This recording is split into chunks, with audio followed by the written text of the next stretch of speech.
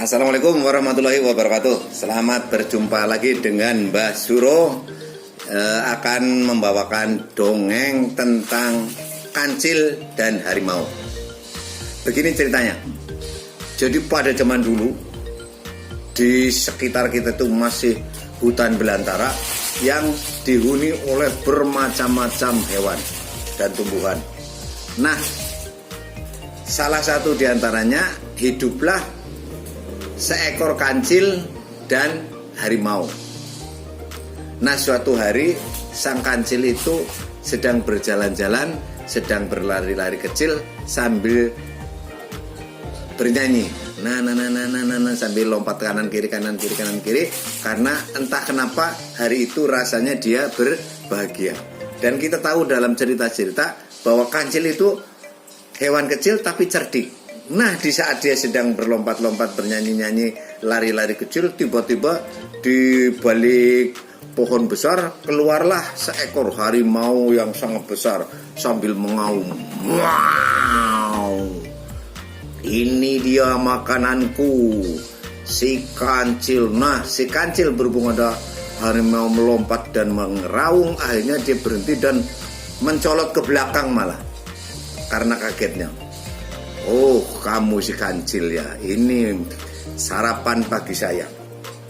Jangan begitu, Raja Hutan Harimau. Saya ini sedang diutus oleh Nabi Sulaiman untuk nunggu gong. Apa? Gong. Gongnya Nabi Sulaiman, gong yang sangat istimewa. Nanti kalau saya dimakan oleh kamu, kamu akan dimarahi oleh Nabi Sulaiman, rajanya hewan. Gong? Iya, gong. Kalau dipukul itu seluruh hewan yang ada di hutan ini akan mendengarkan suara gong itu.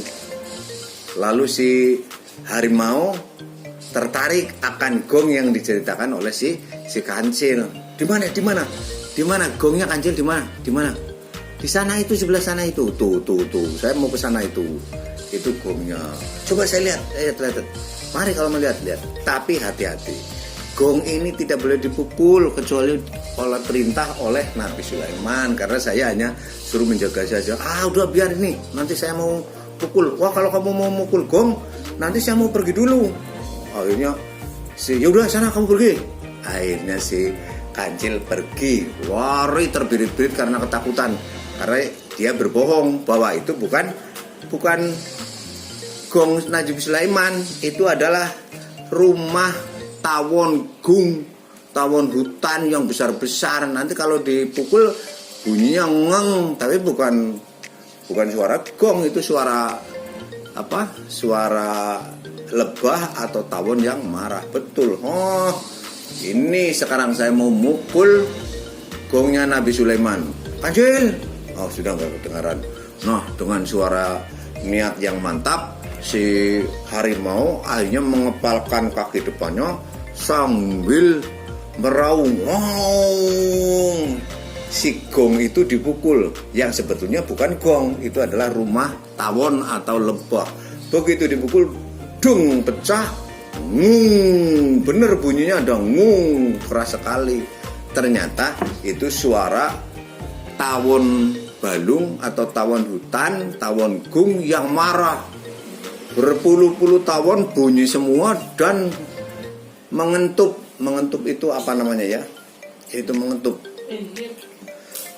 Bukan menggigit, bukan. Jadi mengentup itu pakai entupnya. Tubuhnya si harimau itu ditusuk-tusuk sama si lebah itu sambil meraung-raung, berlari-lari tapi terus dikejar. Oh, tolong. Umpetan di pohon-pohonan yang rumput tetap saja kena, disuntiki itu, dientup lah kalau orang Jawa dulu. Akhirnya dia masuk ke dalam air. Ternyata begitu masuk ke dalam air, dia tenggelam. Si tawonnya di atas air pada bunyi. Begitu dia tidak bernapas, lalu keluar kepalanya dientup lagi, tung, tenggelam lagi, ditunggu lagi.